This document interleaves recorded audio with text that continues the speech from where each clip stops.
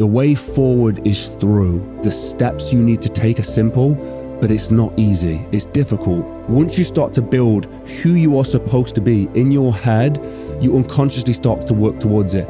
As more self-worth and less self-loathing is in your life, you unconsciously work towards it. So you need to set this goal. You need to love yourself now to break the cycle. Welcome back to Inspire Change with Jordan Mulligan. And today I want to talk about pulling yourself out of the gutter or the dark well that sometimes you may find yourself in. Believe me, I have been there a few times in my life, and these are the lessons that I learned from those experiences and some of the great speakers and motivational people in this space. Those lessons have helped me massively, and I want to share those with you today. Today's video was sponsored by Huel, a quick, affordable, nutritionally complete source of food with everything that your body needs. Find out more with the link down below. If you're finding this video when you are in a real low moment in your life, I'm hoping that some of these steps can help you. But I will say this, you will find your own way. You will find your own path, your own way.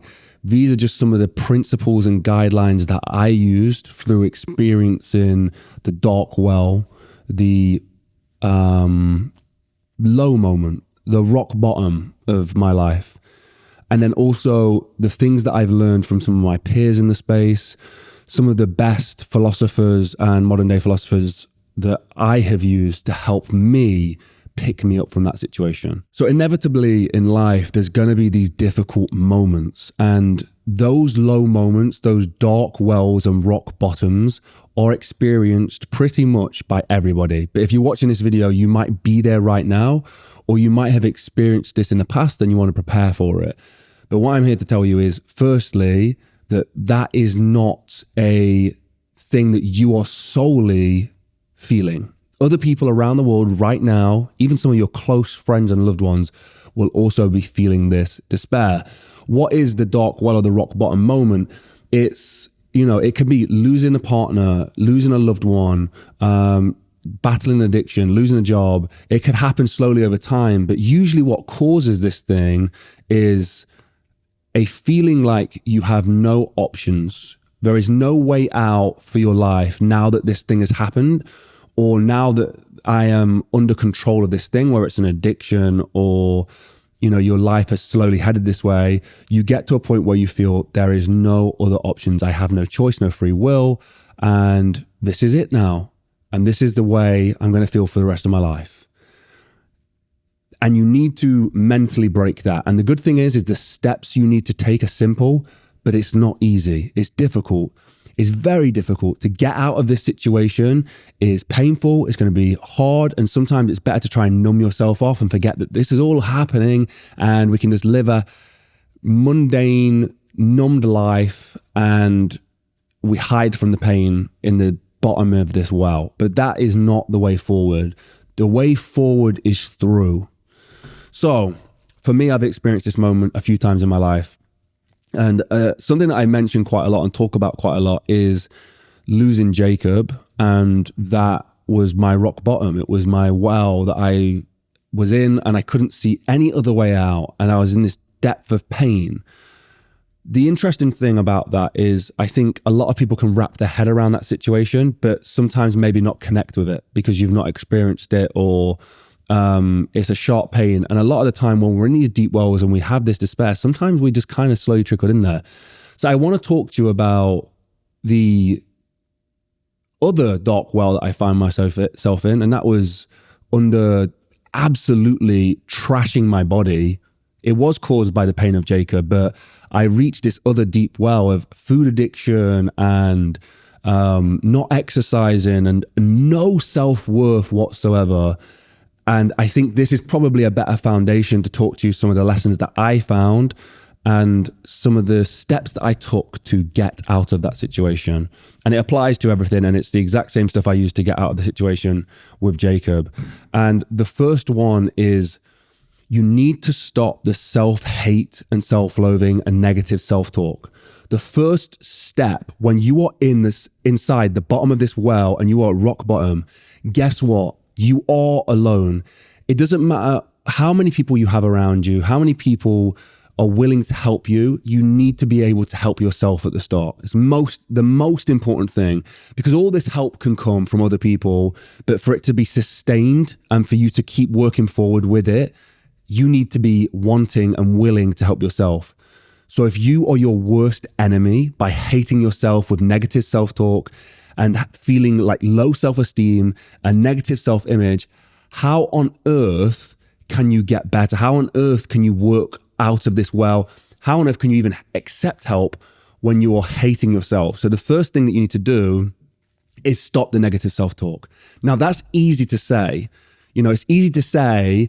Every time I looked in the mirror, if somebody said to me, oh, don't be horrible to yourself. But I hated myself. I'd look in the mirror and I would look at myself and I would literally say, you look disgusting. In fact, I've got videos of myself calling myself disgusting, and that I hate my body, I'm disgusting, I don't like myself, all this kind of stuff.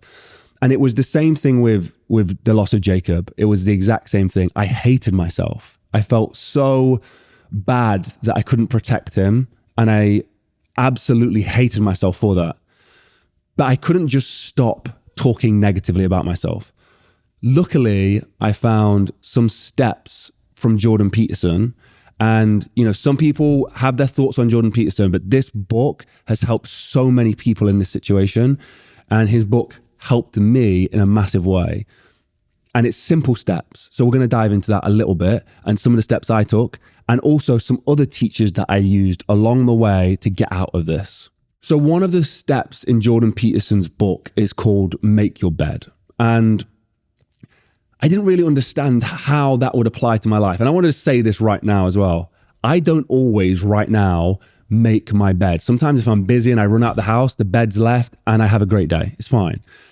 The whole premise around Make Your Bed was that if you get out of bed with the intention and you make your bed, you do your pillows, all that kind of stuff, you've done one good disciplined thing that will better your life later on in the day. And you've organized somewhat and had some self-respect for yourself. When you climb back into bed, you've got a nice made bed. It's a nice feeling. It's not about just making the bed. It's about setting the tone for your actions throughout the day. Because after you've made that bed, you've got a little bit of thoughtfulness in your head. You go to the mirror in the bathroom, you brush your teeth, and you go, you know what? I'll shave today. I'll trim my beard. I'll put some moisturizer on. I'll put my head under a cold shower or an ice bath or whatever it is. You set the intention again. And this is the most important step at the start. So if you're negatively self-talking all the time, a lot of the time your actions follow that. You don't make the bed. You're a slob. You leave the dishes out. You don't shave your beard. You don't look after yourself. You don't do ice baths, you don't stretch or run or exercise, you don't dress nicely. You're just not bothered because you are telling yourself that you look disgusting, and you're going to confirm that through your actions every single day. So let's take the actions and change that first so that our negative self-talk goes away afterwards. So we get the positive self-talk after the fact. So what I would start doing is I would make the bed, and that became a little bit of my thing. But every time I would get into the bathroom in the morning, I'd have a cold shower. And this rang true for when I was exercising and for when I lost Jacob. And I'd have a cold shower and I'd look at myself in the mirror and I'd look after myself. I'd have a little shave. I would put some moisturizer on, and I would dress nice. And these were the simple steps that sound so mundane that set you up to get through this really, really difficult moment. It's not going to make you happy overnight. I'm not saying that, but this small step can break the cycle of the negative self-worth. Now, I would still look at myself in the mirror and not like what I looked 90% of the time, but we took 10% of the time away. I'd look at myself and go, you know what? I don't look too bad today. And then it would turn into 20 or 30% of the time. I'd be like, you know what? Actually, I'm not where I want to be, but I know I can be at some point. I respect my body. I look okay. I can work towards this. And then it was 50% of the time. And guess what? As more self-worth seeps into your life, you realize that it's very, very important to have a positive self-image of yourself. And you start working towards the goal you have in your head. And this is where you need to set this idea of who you want to be. And in my head, I've always wanted to be a tall, physically fit, in shape athlete. I've always had that self-image And it gets lost along the way, but I've always had this self-image. So I then started to work towards that. Yours might be that you're successful in business, you're a good father, you have a healthy relationship. But once you start to build who you are supposed to be in your head, you unconsciously start to work towards it. As more self-worth and less self-loathing is in your life, you unconsciously work towards it. So you need to set this goal. As I set that goal, guess what? I started to exercise more. Guess what happened after I started to exercise more? I started to lose weight. When I started to lose weight and I started to exercise more, I started to eat healthy. And these tiny little things take away the self-loathing, the self-hate, and you start to think positively. The thing is, that is the most difficult step with all of this, whether it's business, trying to get into shape, getting over grief, the self-worth and the self-respect must come first. People will tell you otherwise. If you go onto Instagram, so many people swear by self-loathing and that if you kick yourself enough times when you're down, eventually you'll get back up. And maybe that's true, but if you get into a cycle of constantly kicking yourself down, you'll keep yourself down. What needs to happen is when you've reached that rock bottom, is you need to start talking positively about yourself. You eventually need to reach that point where you respect yourself. And it took me at 26 stone, around 330, 350 pounds of body weight. It took me looking in the mirror at that body weight when I did not like myself and saying, you know what, actually, there's something to work with. You are out of shape, you're obese, but you have something to work with. You know, I would look at myself and say, you're quite tall, you've got a good frame. You know, I like my eyes, I like my nose, whatever it is, but I would be able to look in myself in the mirror and say that. And eventually that self-love when I was my biggest was present when I was in shape. And the issue that you're going to have, and I had this before when I hated myself. I was obese. I've done this twice. I was obese. I hated myself. But I kicked myself so hard that I would work hard. I got into shape, all that kind of stuff. But guess what? When I arrived at being in shape, I still hated myself. I had no self-love. I still saw this person that I did not want to be in the mirror. And because I had no self-worth, guess what? I gained all the weight back. You need to love yourself now to break the cycle. As always, today's video is sponsored by Huel, and today they've sent me their brand new Black Edition ready to drinks. Black Edition Huel is a higher protein content version of their drinks, and they're absolutely amazing. I drink the powdered Black Edition all the time, and I also drink their ready to drinks. So the fact they've combined these two into one is absolutely unbelievable. It has 35 grams of protein, 26 vitamins and minerals, and if I know Huel, it's going to taste great. That's delicious. I'm going to do two. Screw it. Neve's jealous right now behind the camera.